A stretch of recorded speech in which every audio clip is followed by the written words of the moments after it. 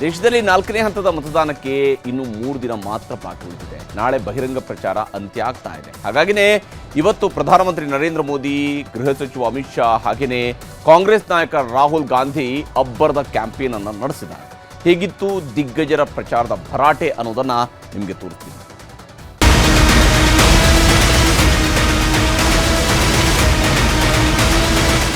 ದೇಶದಲ್ಲಿ 4ನೇ ಹಂತದ ಚುನಾವಣೆ ಕಾವು ಸಿಕ್ಕಾಪಟ್ಟೆ ಬಿಸಿ ಏರ್ತಾ ಇದೆ.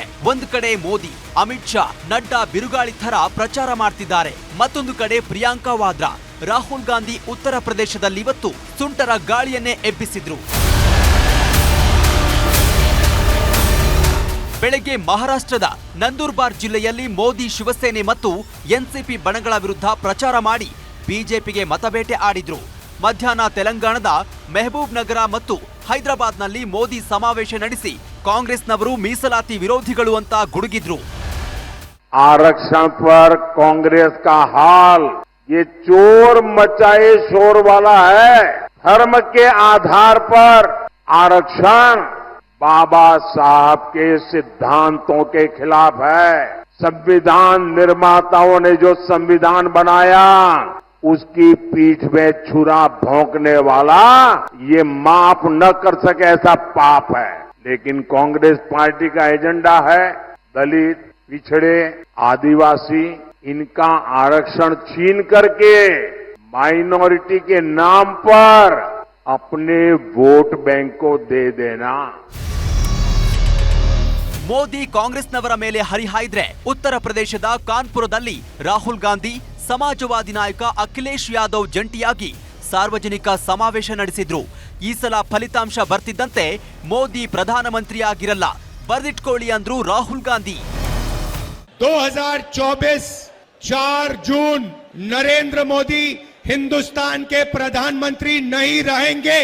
आप लिख के ले लो, नरेंद्र मोदी जी हिंदुस्तान के प्रधानमंत्री नहीं बन सकते हैं. हमने जो करना था, जो काम, जो मेहनत करनी थी, हमने कर दी है. अब आप देखना उत्तर प्रदेश में हमारे गठबंधन को 50 से कम एक सीट नहीं मिलने वाली है. ಉತ್ತರ ಪ್ರದೇಶದ ಅಮೇಥಿಯಲ್ಲಿ ಇವತ್ತು ಪ್ರಿಯಾಂಕಾ ವಾದ್ರಾ ಮಹಿಳಾ ಸಮಾವೇಶ ನಡೆಸಿದ್ರು. ಕಾಂಗ್ರೆಸ್ ಅಧಿಕಾರಕ್ಕೆ ಬಂದ್ರೆ 1 ಲಕ್ಷ ರೂಪಾಯಿ ಹಣ ನೀಡ್ತೀವಿ ಅಂತಾನೆ ಮತಬೇಟೆ ಆಡಿದ್ರು.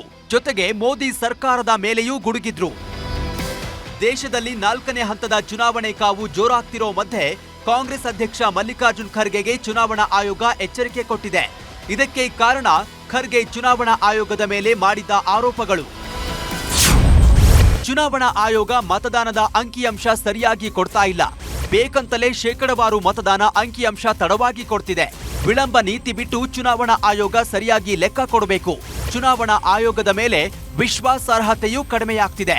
ಇದರಿಂದ ಮತದಾರರ ಮೇಲೆ ಕೆಟ್ಟ ಪ್ರಭಾವ ಬೀರುವುದು ಕಡಿಮೆಯಾಗುತ್ತೆ ಅಂತ ಆಯೋಗಕ್ಕೆ ಪತ್ರ ಬರೆದಿದ್ರು.